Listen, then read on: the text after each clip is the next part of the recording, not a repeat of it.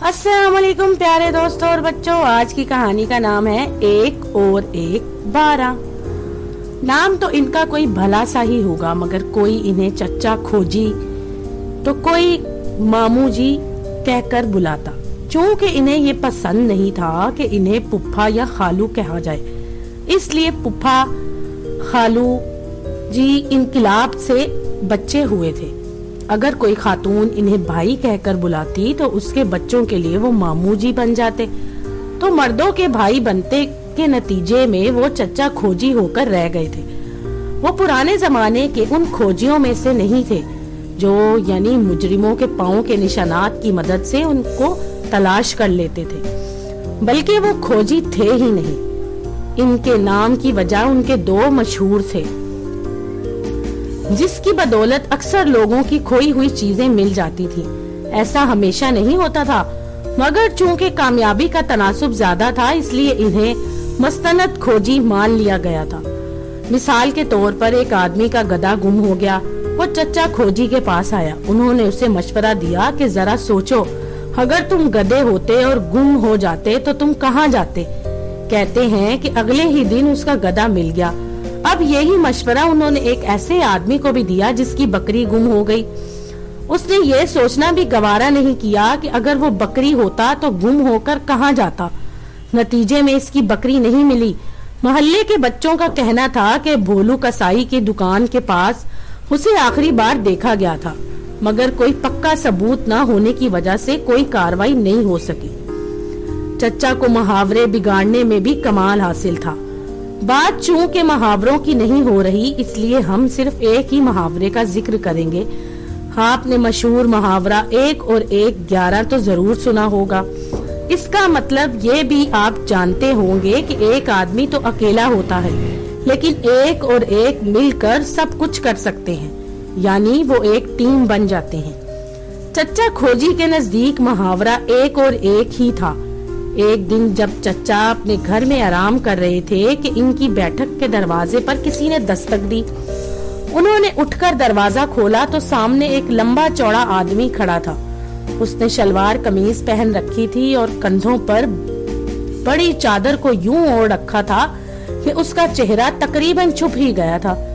चच्चा उसे अपनी बैठक के अंदर ले आए, इसलिए कि वो बड़े ही मेहमान नवाज थे। अजनबी ने अपना तारुफ शरीफुद्दीन के नाम से करवाया। वो शक्ल से शरीफ नहीं लग रहा था। वो चच्चा की मदद का तलबगार था। उसका कहना था कि वो चच्चा की तारीफ सुनकर बड़ी दूर से आया है। उसने जब अपने आने का मकसद बयान किया तो चच्चा बुरी तरह से चौंक पड़े। वो नवाब साहब के खिलाफ उनसे मदद लेने आया था। चच्चा का एक कल नवाब साहब से झगड़ा चल रहा था। नवाब साहब खानदानी नवाब नहीं थे, बल्कि कुछ ज्यादा कमाकर नवाब साहब बन गए थे। उन्होंने चच्चा से एक काम करवाया था और फिर पैसे देने से इनकार कर दिया था। शरीफुद्दीन इस झगड़े से वाकिफ था और चच्चा की मदद से नवाब साहब को लूटना चाहता था। चच्चा थोड़ी देर तक सोचते रहे और फिर उन्होंने शरीफुद्दीन की मदद की हामी भर ली। दोनों ने मिलकर तय किया कि आगे क्या करना है। एक दिन मुकर्रर कर लिया गया और शरीफुद्दीन चला गया। उसके जाने के बाद चच्चा सोच में पड़ गए। शरीफुद्दीन का चेहरा इन्हें जाना पहचाना लग रहा था, मगर याद नहीं आ रहा था कि इसे कहाँ देखा है। आखिर कार्रवाई का दिन मुकर्रर करदा दिन आ पहुंचा। रात के 11 बजे थे। हर तरफ अंधेरे की चादर सी तनी हुई थी। हवा में खुनकी थी और ठंडक का एहसास हो रहा था। चच्चा उस वक्त नवाब साहब की हवेली में मौजूद थे। हवेली 2 मंजिला थी। वो निचली मंजिल पर थे और उन्होंने एक खिड़की खोल रखी थी। शरीफुद्दीन ने अपने 2 साथियों के साथ आधी रात को आना था और चच्चा की मदद से खुली हुई खिड़की के जरिए हवेली में दाखिल होकर कीमती चीजों को चोरी करना था। शरीफुद्दीन ने उनसे गलत बयानी की थी। वो 2 नहीं थे, बल्कि 6-7 साथियों के साथ आया था। उसने उसके साथियों से अपने चेहरों को चादर की मदद से छुपा रखा था। शरीफुद्दीन सीधा खुली हुई खिड़की की तरफ आया। वो अपने साथियों समेत बगैर किसी रुकावट के हवेली में दाखिल हो गया। जल्द ही उन्होंने कीमती सामान इकट्ठा करके चादरों में बांध लिया चच्चा एक जानिब खड़े उनको देख रहे थे। अब इससे पहले कि वो सब कीमती सामान लेकर रफू चक्कर हो जाते, चच्चा ने दोनों हाथों से जोरदार ताली बजाई तो पूरी हवेली रोशनी में नहा गई और बहुत सारे लोगों ने शरीफुद्दीन और उसके साथियों के गिर्द घेरा डाल दिया। उन्होंने भागने की कोशिश की मगर सारे ही पकड़े गए। इन्हें पकड़ने वालों में सादा लिबास में पुलिस वाले नवाब साहब के जाती मुहाफिज भी थे। उन्होंने पुलिस वालों को कुछ देर मुकाबले में के लिए बुलाया था मगर ज्यादा देर तक ना टिक सके थे। चोरों को पकड़कर करीबी थाने में ले जाया गया। चच्चा और नवाब साहब भी साथ थे। शरीफुद्दीन को पता चल गया था कि चच्चा ने इनके साथ धोखा किया है।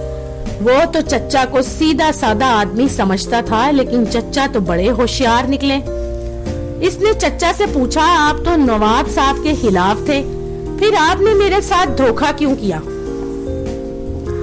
चच्चा धीरे से मुस्कुराए और फिर बोले, किसी के खिलाफ होने का मतलब ये नहीं होता कि उसके घर डाका डलवा दिया जाए। तुमने जब मुझे नवाब साहब के घर चोरी करने के लिए उकसाया था तो मैं समझ गया था कि तुम कोई बड़े चोर हो और मेरी सादगी से फायदा उठाना चाहते हो। धोखा तो तुमने भी मेरे साथ किया। तुम तो 2 आदमियों के साथ आने वाले थे और आए पूरी फौज लेके। शरीफुद्दीन ने दांत पीसते हुए कहा, आखिर तुम्हें इस बात से क्या फायदा हुआ? मैं तो लौटते हुए माल में से भी तुम्हें 10% देने का वादा कर चुका था, जबकि नवाब तुम्हारे पैसे दबाए बैठा था। वो आपसे तुम पर आ गया था।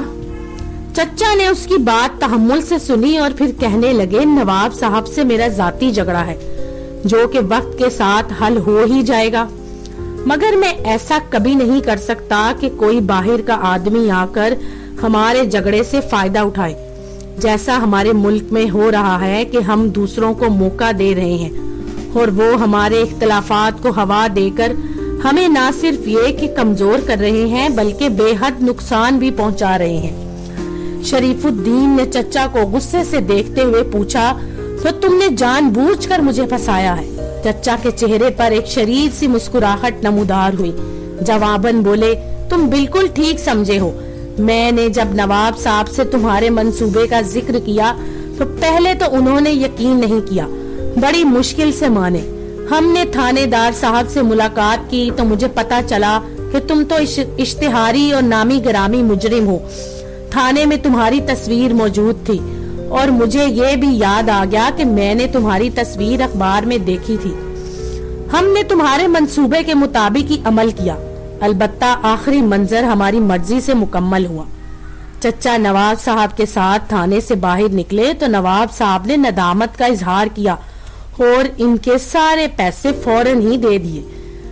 चच्चा ने नवाब साहब को शर्मिंदा नहीं किया क्योंकि वो खुद ही अपने अमल पर पशेमान थे और जिसके अंदर ही खुद ही एहसास पैदा हो जाए, इसे भला मजीद क्या शर्मिंदा करना।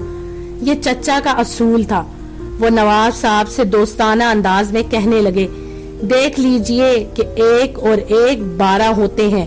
अगर हम दोनों मिलकर अपने मंसूबे पर अमल ना करते तो आज आपका बहुत नुकसान हो जाता।